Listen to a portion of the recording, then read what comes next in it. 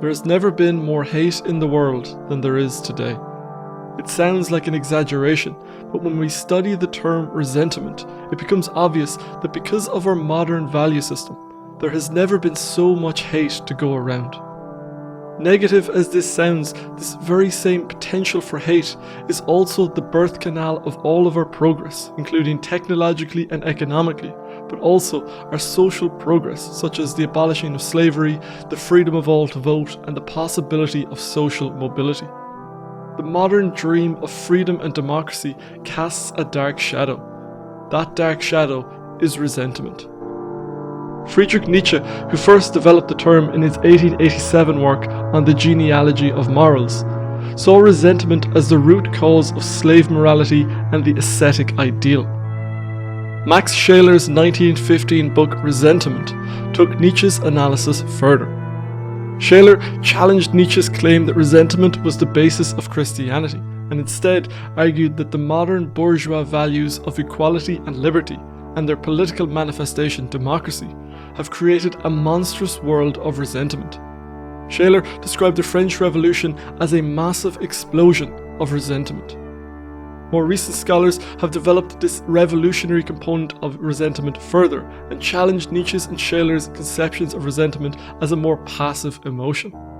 Instead, they argue, resentment is the very content of revolutions. It is an active force in society, the driving force behind all social change. Resentment is the fundamental emotion of the culture wars, and even more than that, it is the fundamental emotion of modern times. It is an inevitable part of democracy, baked as it is into the idea of equality. And as much as it is an essential component of modernity's favoured governance system, it is also the greatest threat to democracy. A trend we are seeing playing itself out in the increasingly unstable spiralling out of control that we see in the 21st century. It is the emotional frequency of uncontained liminality. But what is resentment? Resentment is an emotion in the resentment family, and so before exploring resentment, we must first explore resentment. By resentment here, we mean a sense of being wronged, of being insulted, offended, or deprived unjustly.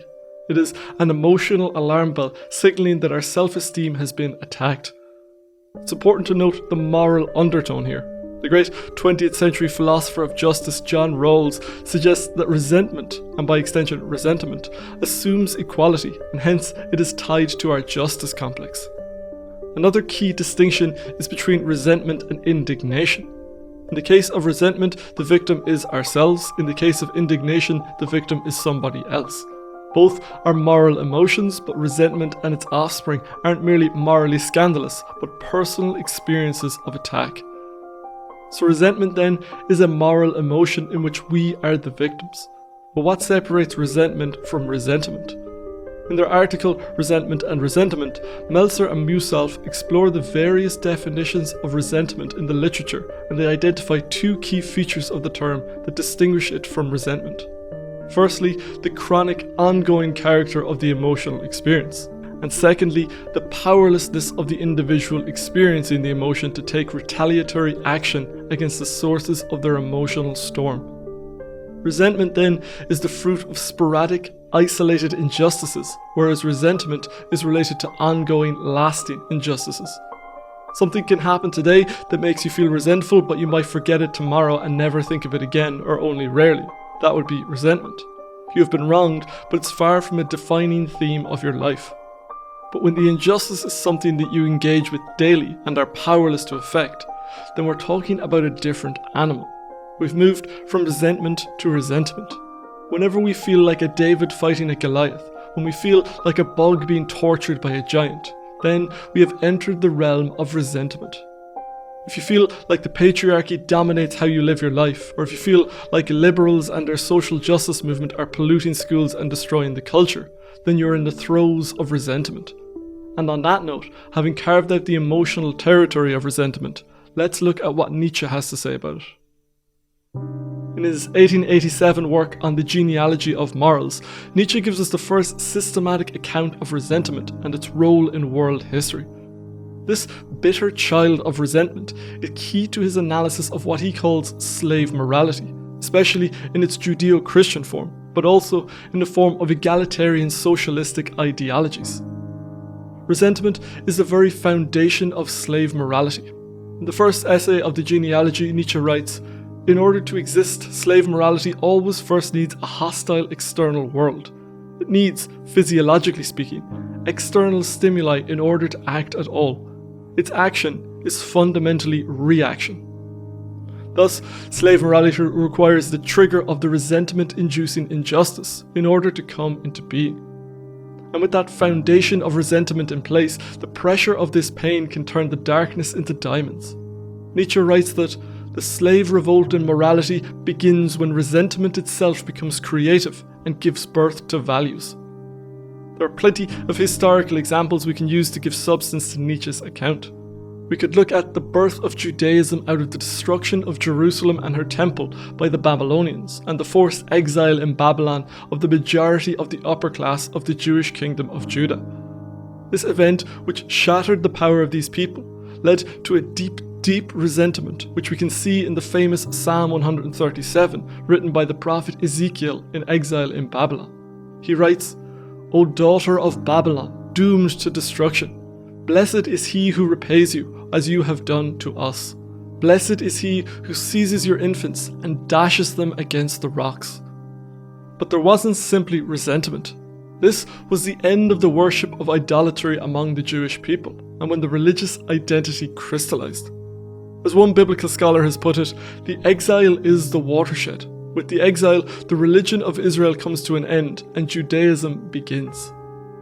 With the yoke of Babylon upon the Jewish people, the resentment that this caused gave birth to a re-evaluation of all values, to the slave morality of Judaism, as Nietzsche would have it. We could also look at the birth of the socialist and communist movements in the late 18th and 19th centuries out of the horrendous exploitation of the newly emerged working class in the factories of the Industrial Revolution. The great resentment of this time led to a new birth of slave morality, which threatened to transform the society. This movement too had its prophets like Marx and Engels, Proudhon and Bakunin. But with the rise of the trade union movement, the mass energy of this resentment faded in the West as the workers were given fairer compensation and better working conditions. In both of these cases, we have a group of people who are subjected to an enduring injustice. Out of this pressure cooker of resentment, new narratives were born which gave meaning to the lives of these groups. This is what Nietzsche really sees as going on in slave moralities. Given the blockage of their ability to revenge themselves in this world, either by the defeat of Babylon or the dominance of the capitalist employers, the resentmentful take their revenge in an imaginary world. The Jewish people tell a story about their God and the meaning of what has happened as a punishment. This narrative keeps them as the chosen people of their God and gives a metaphysical meaning to everything that has transpired. Lacking the stomach for the material explanation of things, they look to an imaginary world of Yahweh and his whims. And in the case of the socialists and communists, the other world is not a metaphysical one, but it's just as far off.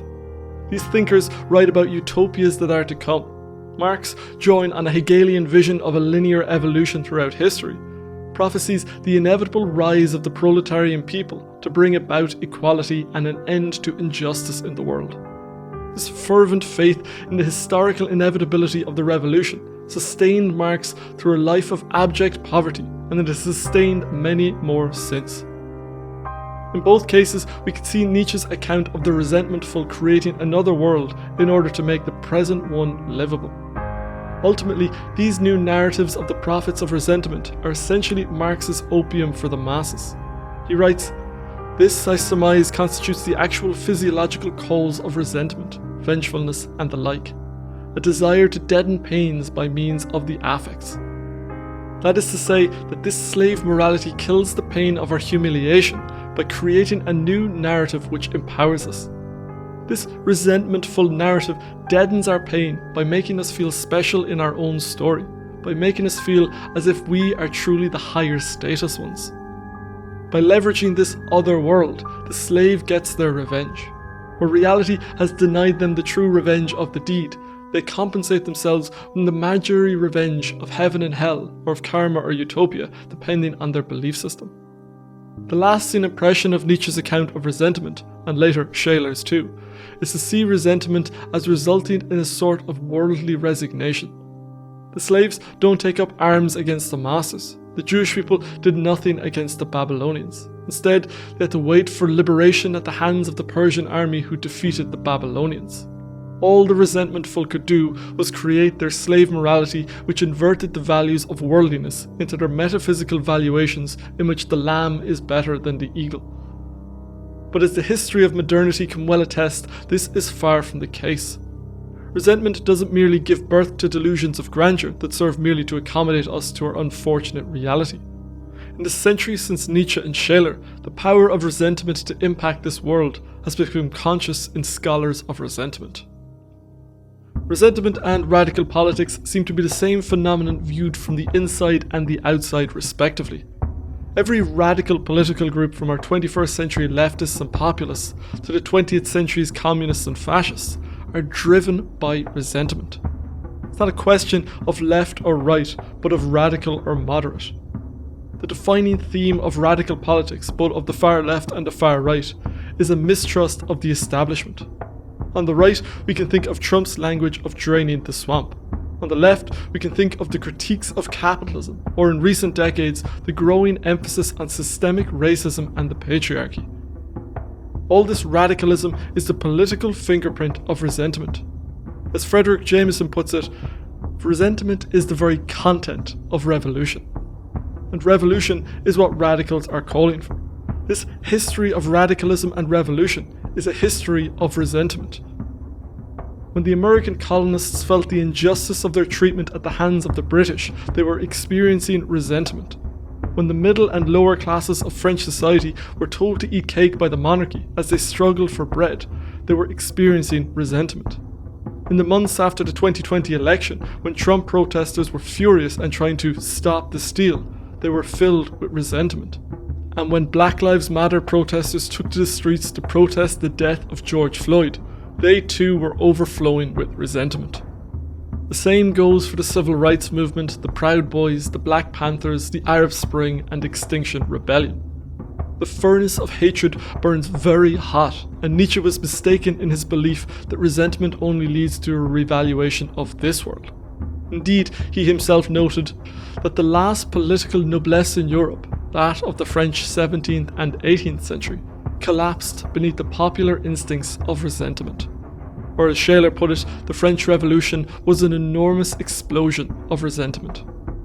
Jameson is not alone in amplifying this theme. Historian Hippolyte Taine looked to explain revolutions in terms of resentment in his work, and Folger claims that revolutionary ideologies can create resentment. The relevance of all this to our current historical moment with the so-called culture wars is undeniable. It seems that we need to hate and be angry in order to bring about mass change. Only by being set on fire in this way can we find the motivation to fight for change. Our gaping wounds of resentment are only fueled by the mob-like nature of the libertarian Wild West that is the internet and social media. This 21st century experience provides fertile ground for the two traits that make resentment out of resentment.